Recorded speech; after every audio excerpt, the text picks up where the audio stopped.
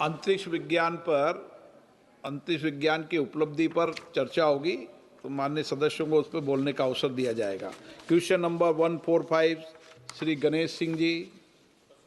145 माननीय मंत्री महोदय। उत्तर सभा पटल पर रखा गया है। माननीय सदस्य। देश में नवीकरण ऊर्जा को बढ़ाने के लिए मैं माननीय प्रधानमंत्री जी का तथा माननीय मंत्री जी का बहुत बहुत आभार व्यक्त करता हूं कि पूरे देश भर में जिस तरह से उन्होंने नवीकरण ऊर्जा को बढ़ाने के लिए कई कार्यक्रम बनाए हैं। अभी तक 2025 आज तक लगभग अक्षय ऊर्जा क्षमता 226.9 गीगावाट पहुंच चुकी है। 2030 तक इसे 500 गीगावाट तक पहुंचाने का लक्ष्य है। माननीय मंत्री जी ने अपने उत्तर में मध्य प्रदेश में विभिन्न ऊर्जा स्रोतों से कुल 11,279.15 मेगावाट बिजली उत्पादन के संयंत्र स्थापित हैं, इसकी जानकारी दी है।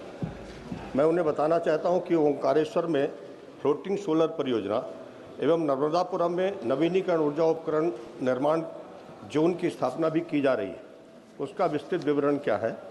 मध्य प्रदेश में सौर पार्क 4,248 मेगावाट क्षमता के 8 सौर पार्क स्थापित हैं, जिनमें 2608 मेगावाट बिजली उत्पादित हो रही है। मेरी मांग है कि मेरे लोकसभा क्षेत्र सतना में सौर ऊर्जा पार्क के लिए कई ऐसे स्थान रिक्त पड़े हैं जहां पेड़ भी नहीं है और पहाड़ी क्षेत्र भी है और मैदानी क्षेत्र भी है और पावर ग्रिड भी मौजूद है। क्या वहां पर सौर ऊर्जा पार्क स्थापित करने पर विचार करेंगे?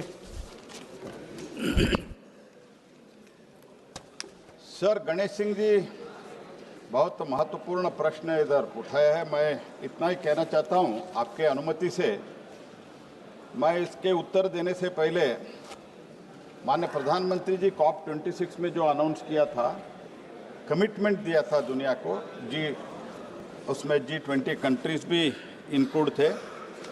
इसमें तो माननीय प्रधानमंत्री जी ने ये कमिटमेंट किया था कि by 2030 India's total installed power capacity out of जो हमारा जो भी रिक्वायरमेंट है उसमें 50% नॉन फॉसिल फ्यूल से होगा। This was commitment to be fulfilled by 2030।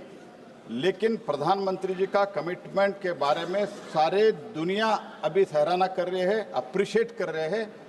5 years ahead of the time हमने 50% of the installed power capacity renewable energy से नॉन फॉसिल फ्यूल से अभी कर रहा है।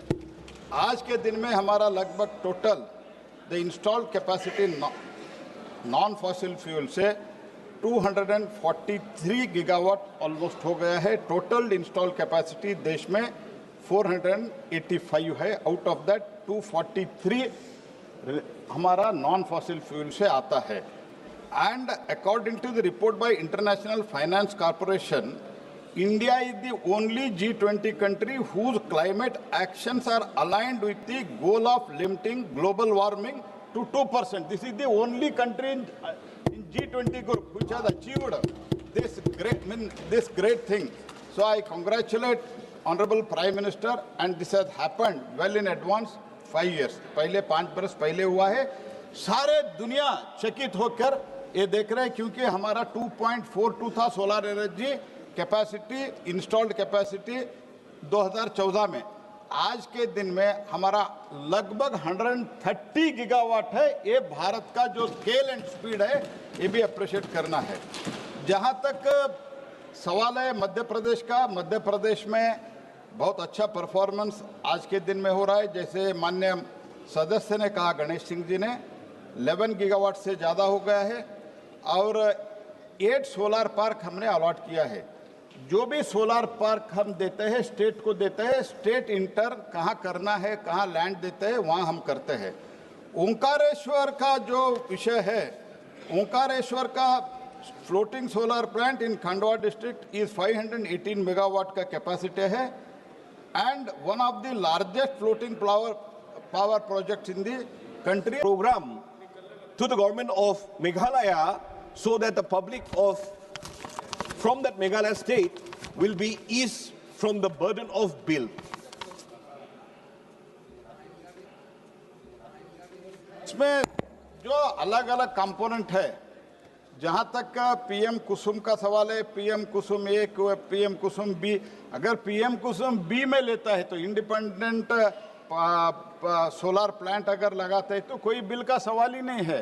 तो इसे स्कीम अलग अलग स्कीम है, और अगर मान्य सदस्य मुझे लिखते हैं तो किस स्कीम में कंपोनेंट ए है, कंपोनेंट बी है, कंपोनेंट सी है, इसमें कहाँ उनको प्रॉब्लम हो रहा है, किसको प्रॉब्लम हो रहा है, अगर वो लिखते हैं तो हम जरूर इसके जांच करके उनको रिप्लाई दे देंगे।